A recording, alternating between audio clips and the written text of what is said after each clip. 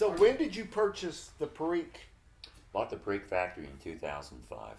So Daughters and Ryan started, Separate company. and that was before. Yeah, I started Daughters and Ryan in January of '92. And I was using Perique as a blending ingredient in some of my roll your own. Uh-huh. And I was buying some leaf up in Tennessee at RCO, and I was up there one year buying leaf, looking at the leaf in the warehouse, and I made a comment. Man, there's this rare tobacco, Perique. I wouldn't mind getting some and making a roll your own blend around that, but you just can't get any. And one of the guys was there, Bryson, I can't remember his last name. He goes, "Hey man, we sell the tobacco for the blend, because they don't grow much down there, and we sell direct to Mr. Pochet." I'm like, "No way. Let me give him a call and see if he's got any." So another one of those, I'm up in his office and he calls, and it's like, "Mr. Pochet's on the phone. He wants to talk to you." And I'm like, "Really? He wants to talk to me?" "Yeah, I told him who you were, man." So I talked to him, "Mr. Pochet, it's an honor to talk to you. I understand you're the only one making Perique now." He goes, "Yes, sir, that's it. Do you have any?" I said, "Well, I think I got a barrel I can sell you. We'll sell you a barrel." So that's how I got it. And then later he called me, not long after that, and he said, "I ran into our best farmer, the best farmer that we've ever had down there, Dudley LeBlanc, and I saw him at the grocery store. We're shutting down, so we're not really buying anymore now. We're going to close." And I was like, "Okay." So he gave me Dudley's number. I called Dudley, and Dudley said, "Yeah, I still have a couple barrels in the barn. I'll sell you." So I bought that, and that was a straight St. James, which normally would have gone to Mr. Pochet to be blended, okay? But Mr. Pochet was shutting down, and they were just going to have it because his son chewed tobacco and he chewed it. As he made it for himself, really. And so I got that in, and that was when I made the mistake, being dumbass me. Everybody just called everything Perique. They had no idea that since 1950, everything's been the blend, right? Because there wasn't enough ground. Well, I ran that full-page color ad for like 3 or 4 years in all 3 magazines every other month. It was like $40,000 I spent for 3 years. But it promoted Perique. It brought Perique back. But like a dumbass, I said, "We have 2 varieties, straight St. James and Green River Acadian," because I got them from 2 sources. Because Mr. Pochet used to call it Green River Acadian. Okay? Well, all of a sudden it's like, "Oh, what's that? Uh-oh." I told everybody what it was and that they were getting the blend for the last 60 years. And I let the cat out of the bag. So that was it. But the first one was Dudley's. And yeah, they had like 2 or 3 acres. That was about it. When I bought it, there was nothing going on. And then I happened to get a call. Right after that, I was developing it already. Because I think I was selling it in '03. And I got a call from the guys at RCO in Tennessee. "Yeah, Mr. Pochet's closing down. And you want to go down and look at it?" And we figured Mr. Owen would probably buy it. But at his age, he had already made so much. He's like, "I've had it with tobacco. It's not worth another liability." So it was basically shut down when I came down here. There was going to be no more Perique for the pipe guys. Percy was making that crappy butt-end cut for the cigarettes. And came down here, I guess 3 trips. Finally decided, I think I can make this work. It's going to take a little while. But what finally happened was when you're processing, you got to bring the raw leaf in. You can't do the illegal operation where you bring it in where the farmers are processed without a license, right? So I saw it coming. And in those early days, the locals would still bring it in a barrel, but the blend part would come in with the whole leaf. And we'd hydrate it, strip it, okay? And then it's more of the California model of blending wine versus Bordeaux. Like in Bordeaux, they'll blend the Merlot and the Cabernet grapes together, and they ferment them together. Whereas in California, they do them separately, and then they make a meritage blending the two. So we process them both separately, and then we do the meritage where we blend it, right? So if we're already doing it for the blend leaf, why don't I offer it for the local guys? Because soon it's going to be illegal for them to process. So we work a deal with a local farmer who also at the time was running the main bank in town. And we agreed for him to grow so many thousand pounds, and my partner and I would pay it for the raw leaf when he brought it in. Okay? And so I brought it in, we brought the whole leaf, and we stripped it, we did the whole 9 yards. And that was the transition. Okay? And it was tough, because after that, when we started doing that, when we had to legally, okay? Because in the old days, the farmers would have all those plants hanging up, and they'd pull down and break leaves off of the plants they were going to hydrate and strip that day, okay? Well, now they want to bring it all in at one time, okay? Well, so what that means is it's more industrial. It's not just a little bit every day. I mean, you bring in a whole crop. It's like I showed you, that whole warehouse, man, you can't walk in there. Well, it dries like the tobacco that you normally get from other people, right? From around the world, it comes in bone dry pretty much. So they started bringing all the tobacco in dry, and we started, and we let it dry because we couldn't process it fast enough. That's why I told you got to leave it on the floor just 6 or 8 inches or rot. St. James didn't like the blend. It's very unstable. And then we have all the shelving so we can go vertical because we buy so much of the St. James. When I'm buying a blend, it says it has Perique in it. Do I assume it's not St. James Perique? It doesn't say St. James Perique. It's probably the blend. Okay. Now, I know I have sold some straight St. James in the past to some of them, and sometimes you see that filter in. But also, I think I told you earlier that Ricky formed his. And he had a good crop last year. You can't rely on that every year from the locals. And he formed that other company, and he sold some to C&D. I was thinking of that Carolina Red Flake that they came out a year or two ago with the 18-year St. James Perique. I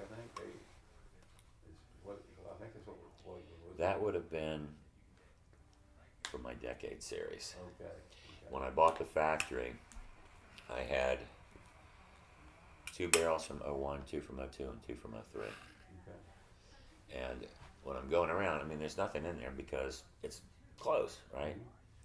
And I asked Mr. Pochet, those crappy barrels, what the hell are those doing in there? He goes, no, those were the best barrels each of those years. And we just have them back there. It's like, well, my lawyer's requiring for due diligence. I got to open them up. The bank won't let me borrow unless I do due diligence. And I opened them and I was like, oh my God. So in 2011, I did the 2001 Decade Series. I bought one for my company, and Mike McNeil bought one. Okay? And Mike was always, what have you got that's the oldest? I don't care how much it is. Okay, I want the best. If you've got 80 barrels and 2 of the best, I want those.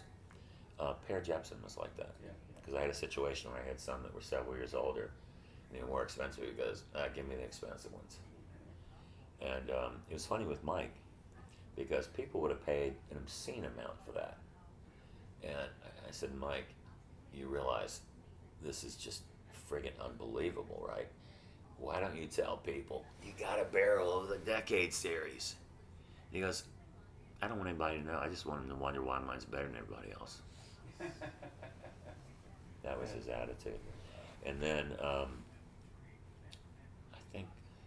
kept some for me. I think another couple I sold to either Sutliff or Pear, because they were into, when you deal with good people, they want the good stuff, you know. And Perique's fragile too. When you open that barrel, you've got to figure out how to process it because it's so moist and it's so vulnerable to mold and stuff. Once that barrel's open, if you think, oh, I'll take 100 pounds and I'll just leave it like that for a while. Well, you're going to get mold and stuff.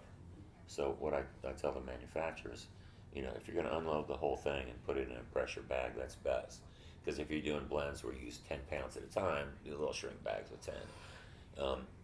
but don't leave the barrel back there uncovered or you're going to lose a lot. So if you're not doing that, fold the plastic in because we put a liner, and then put the cap back down in the barrel and put some weight on it so it's airtight because it's anaerobic. You don't want the air to get in there and introduce mold and stuff. And what we would do, because even with DNR we wouldn't use whole, you get a little straight alcohol like Everclear, and you spritz that on the top when you cover it up because it evaporates off, but it kills the microorganisms. Just like with wine, whenever they're testing it and they put that dipper in there and they bring it out, they always get the little brush with sulfur and run it around the ring before they pack it back in. That's why there's some sulfur in the wine. You open it up and you let it air for a little bit, so the sulfur dissipated from the open plug. Same thing. And there's so many ways it can go south. Oh my God. Between a barrel being bad and not realizing it, and sometimes, we'll have 10 barrels from the same farmer, same field, and two side by side are so different it just freaks you out. It's like this one's perfect, this one's got a ton of ammonia still. Do you think that's mostly to barrel conditions? It's mixed.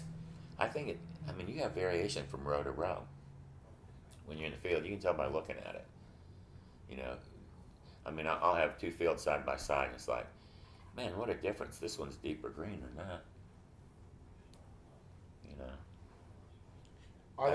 That's why on some of them, I don't even buy the whole crop. I'm like, I'll buy this portion, that's it. Are all the farmers planting with the same seed? Yeah, pretty much. Yeah, because what they'll do is they'll have 4 or 5 plants that are the best, and it's like natural selection, except you're selecting the hardier plants, and they'll keep the seeds in a little baby jar. And that baby jar will do a field for 5 years. So do you think within one, maybe even possibility of one field could have different soils types that might affect it? Very much. And literally, we were so backward when I got this place. Just wonderful farmers.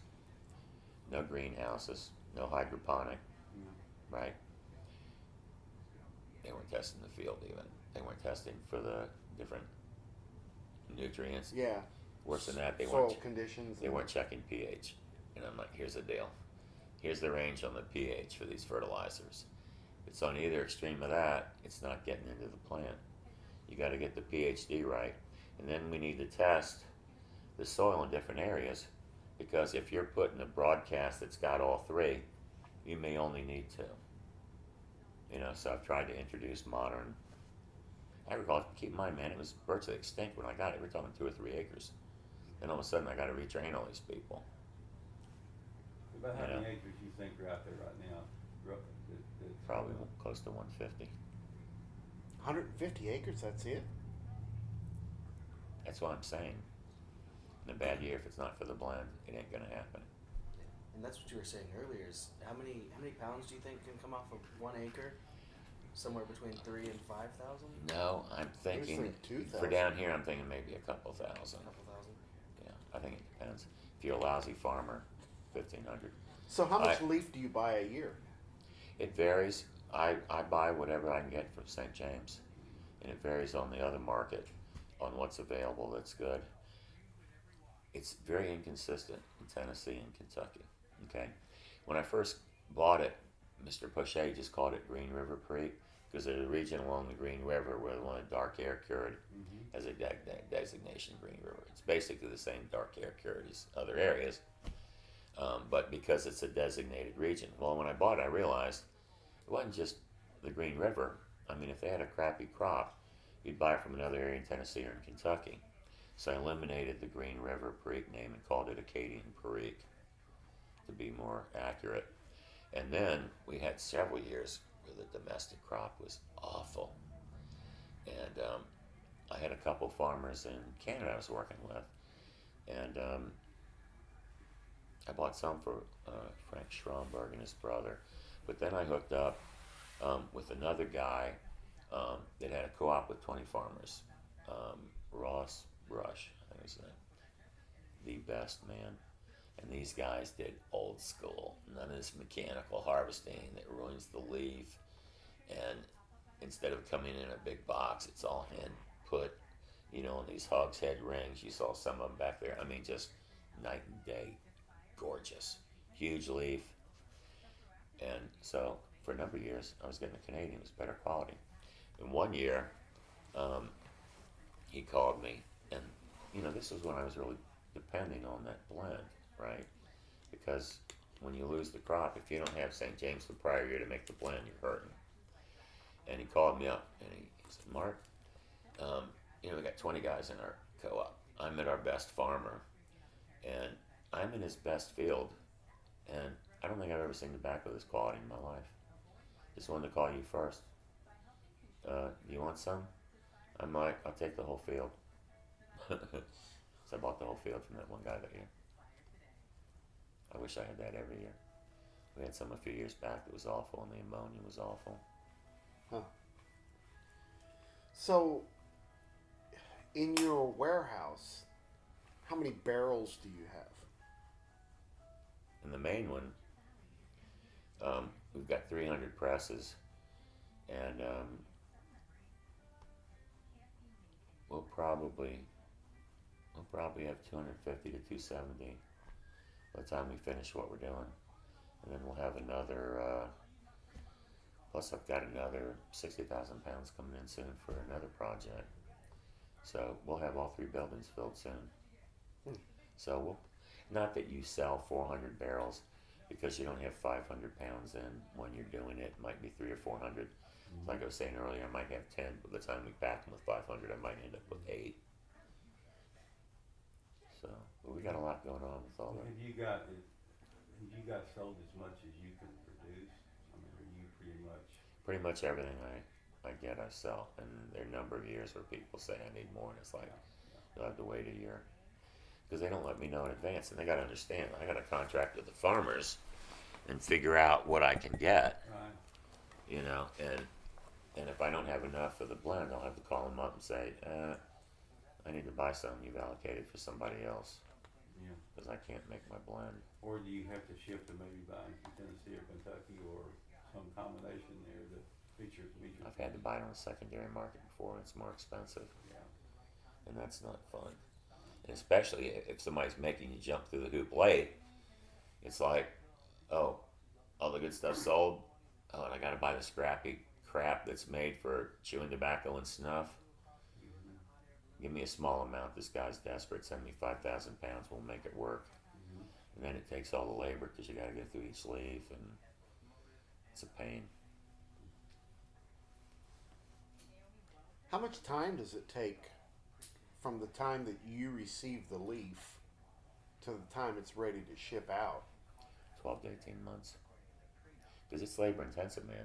You get it in, you got to bring it to order where you hydrate it, let it rest overnight so the cells absorb it so you can handle it, because it's dry, it will crumble, right? Then you frog stem it. That takes a long time. Tie it in a bundle, right? And then you've got another person that's packing it in a certain pattern in the barrel. That's time consuming. It's got to be done right. And then you get that big railroad jack, and you press it down, and you do 2 or 3 charges with that until it's somewhat compressed down. And then you put the screw jack, and you get down farther, and the screw jack maintains the pressure. Now when you call stripping, is that That's where we strip the stem out, the main, right, so that's main what stem. you just call it Frog stemming. Yeah, we come down about 3 or 4 inches from the top. So that's- We bring it out, so it looks kind of like a frog with the Is that legs. stripping? When you said talk about stripping, that's what you're. That's what I'm talking about. Yeah, because with some of the farmers in, let's say, the Northeast, stripping to them is breaking leaves. Mm-hmm. We break it off the stalk. We just call that breaking leaves. Mm-hmm. So you pretty much transitioned most of the farmers to not, obviously they used to bring it to you somewhat processed. So that now it's just coming to you raw leaf. I bring in the raw leaf. Yeah, so we do it legally. Yeah. And I do it through an employment agency, so all my employees are paid legitimately. None of the under table crap, which is ubiquitous down here. I said, But I'm the linchpin for the category because I've got this big facility that stabilized the history, and we still have issues, but at least when I'm dead, this will still be here, and Perique will live on. I'm more of a steward of the property than anything, because everybody else, everybody's a little unstable because you never know what the local crop's going to do. So, I mean, what are they going to invest, for infrastructure? And God knows what's happening with combustibles, because the government wants elimination of all combustible cigarettes. I went to an MSA meeting, Master Settlement Agreement, with all the Attorney Generals. 3 different groups for their constituents had a paper called The Elimination of All Combustible Tobacco Products in the United States. I got a copy of one of them. I was the first guy in the industry to get it because I went to that meeting. I had to find it. You would not believe how scary that is. You read it, it's like, this can't be written by somebody that's an American. What kind of dictatorship crap is this? I mean, if you read that damn thing, for example, and they're doing this in Australia and New Zealand, no brands. Everything's on a white label with the name cigarette or pipe tobacco. Can you imagine the thousands of pipe tobaccos with a white label that said pipe tobacco? I mean, how many does Cornell and Deal have? Let's put them all on the same label. Yeah, 200 and Written some by odd some different blends. commie socialist piece of shit, right? Excuse me. I have no respect for anybody that would do that. All came out of the World Health Organization and the Framework Convention for Tobacco Control. If you read the FDA thing, it's not enforced, thank God. Another thing is, a couple things. One of the thing is that if a non-tobacco company has a product with my brand name, like Winsale, okay, within 24 hours, somebody from the government can knock on my door. Mr. Ryan, you can no longer use the brand name Winsale. It's been usurped by a non-tobacco company. You're no longer allowed to use it. So destroy $100,000 of printed material. You can no longer use it. You got 24-hour notice. It's in a friggin' government report. I mean, whoever wrote that, it came off that framework convention. It's these commie socialist elitists out of Belgium and shit trying to tell us how many piece of toilet paper to use to wipe our butt, right? Wow. It's these people that want to control everything we do. It's a scary time, man. If you research it, we're in trouble. Came out of the World Health Organization, and all that's in there. Now, another thing that they had in there, okay, which is actually, I don't think it was in ours, but it was in the framework, and they put it in New Zealand. They drew a line in the sand. If you're born after this day, you can no longer buy tobacco products. Heard about that. So every year, fewer and fewer people will be alive that can consume tobacco. I heard about that.